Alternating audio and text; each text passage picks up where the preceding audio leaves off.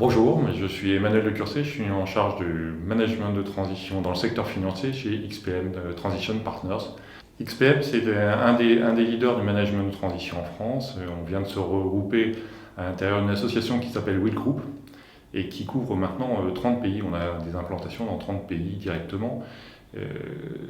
Notre particularité, c'est de travailler avec des compétences sectorielles très marquées, ce qui nous permet d'aller beaucoup plus loin et d'une façon beaucoup plus approfondie dans les différents sujets et d'apporter une valeur ajoutée qui est complètement différente de la délégation pure de personnel.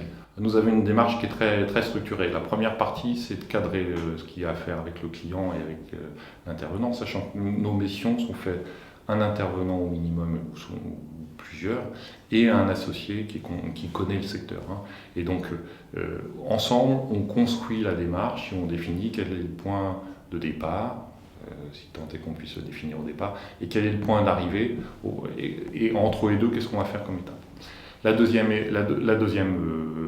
phase, c'est le réaliser. Ça tombe sous le sens. Et la troisième, c'est sortir. C'est comment on prépare la sortie, comment on fait en sorte que l'entreprise redevienne autonome à l'issue de ça, et qu'elle ait les moyens de mettre à profit au maximum ce qu'on a mis en œuvre. Notre métier, ce n'est pas que gérer des crises. Quand il y a une crise, améliorer la performance, ça saute aux yeux de tout le monde. Mais l'amélioration de la performance, c'est aussi prendre un projet qui commence à déraper, où on pense qu'on va être dans le mur assez rapidement, et anticiper un minimum avant que ça soit la catastrophe. Et donc un DSI qui se retrouve face à une difficulté sur un projet, parce que souvent il est orphelin d'un directeur de programme qui a de l'expérience, il a intérêt à réagir avant que le problème remonte d'un cran et qu'en direction générale on lui demande mais dis donc je ne comprends pas, votre projet n'avance pas, il coûte de plus en plus cher. Et donc il a aussi intérêt à gérer l'avant-crise de telle façon à ce qu'on l'évite et qu'on passe le pas.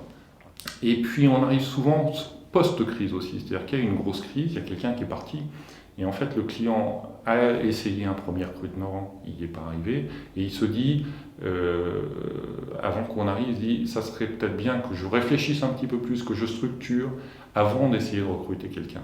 Et donc notre réponse, ça va être d'apporter quelqu'un qui va être très surdimensionné par rapport au sujet qui est théoriquement à traiter. Et ce surdimensionnement, ça va nous permettre justement de prendre de la hauteur, donc de faire le job qu'il y a à faire, et en même temps de faire une sorte de conduite de changement sur le fond, et de réorganiser la fonction, de réorganiser même souvent au-delà.